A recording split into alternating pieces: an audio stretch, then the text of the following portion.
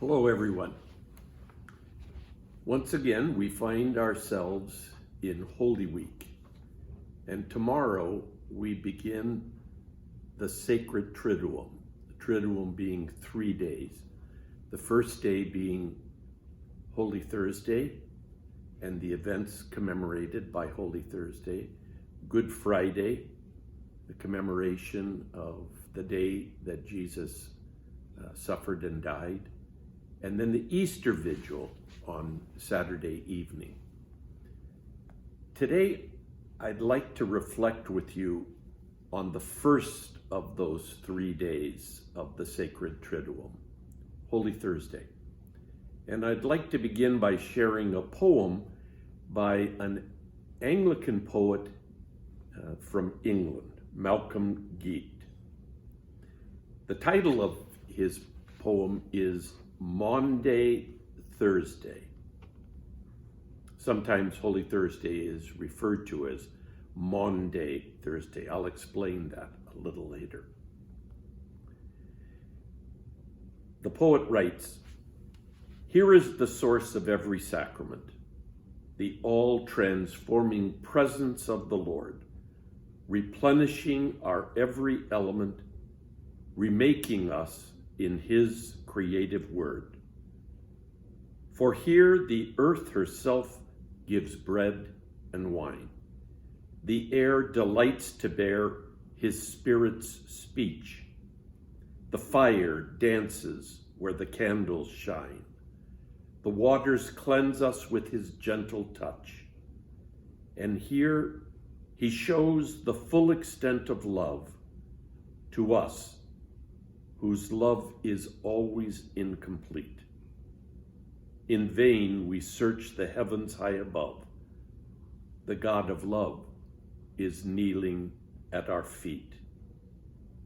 Though we betray him, though it is the night, he meets us here and loves us into light." So writes Malcolm Guite about this special day, Holy Thursday. This is going to be a very different Holy Thursday for us all, for all of you, for all of us.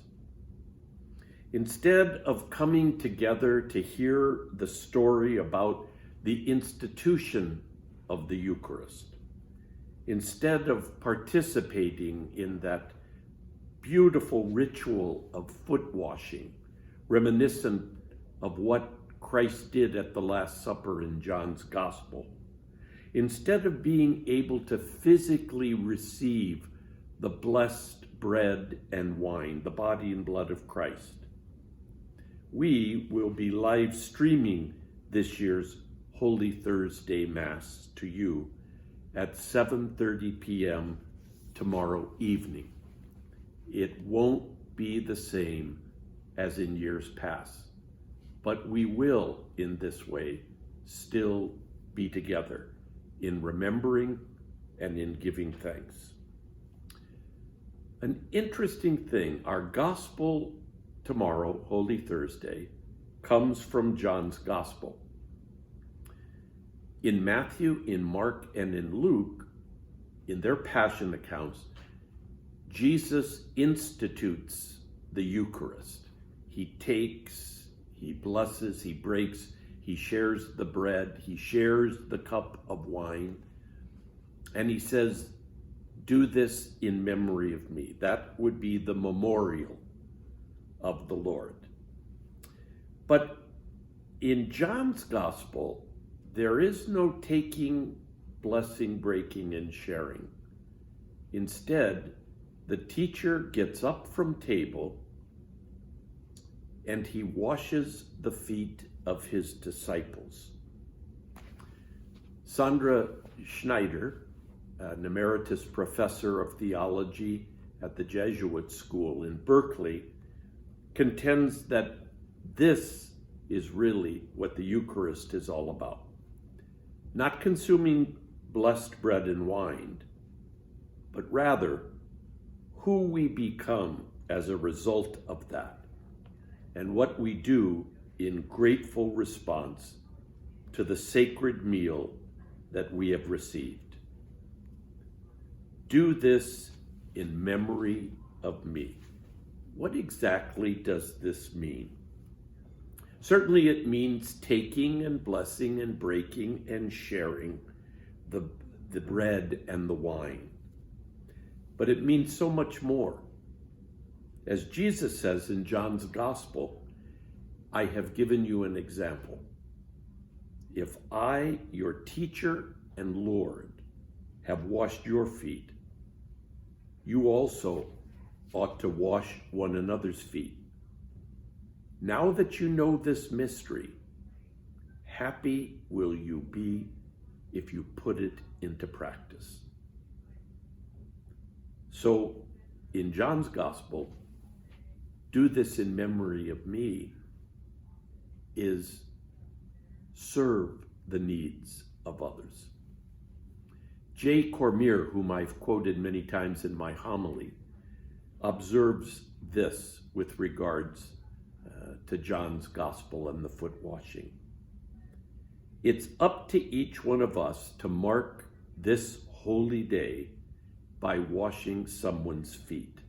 Not physically, of course, but by doing something for someone else.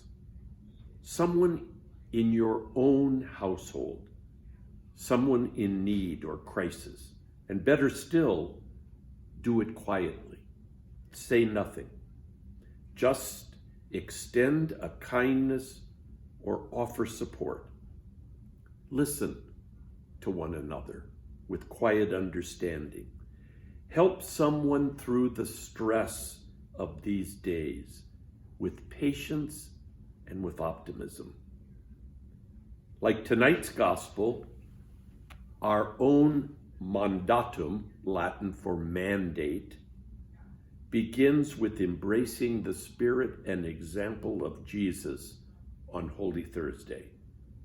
To bend down to wash the foot of another person requires a spirit of humility and selflessness, of respect and love for the other person.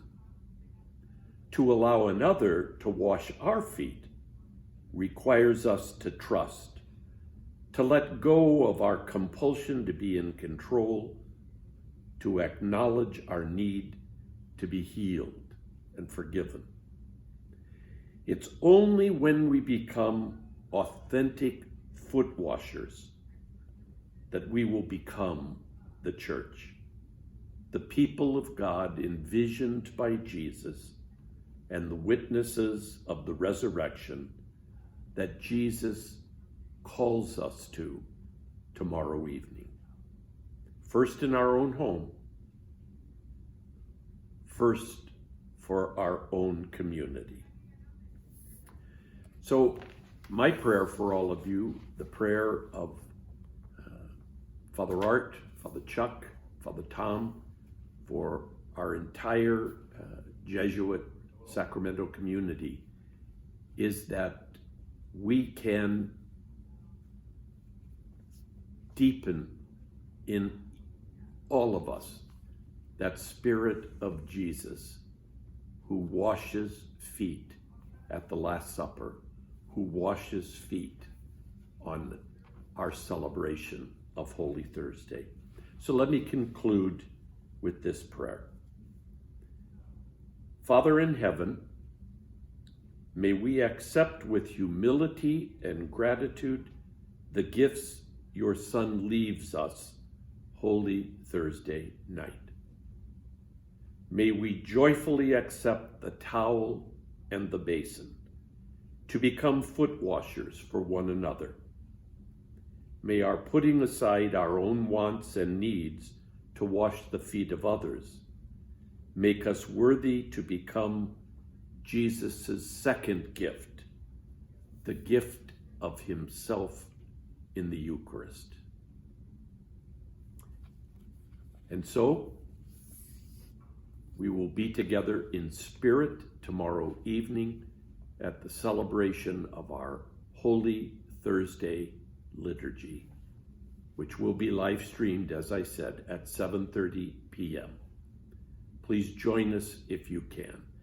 where we will be praying for you. We will be praying that together as a faith community, we can stay grateful, we can stay hopeful, and especially that we can stay safe. God bless you all.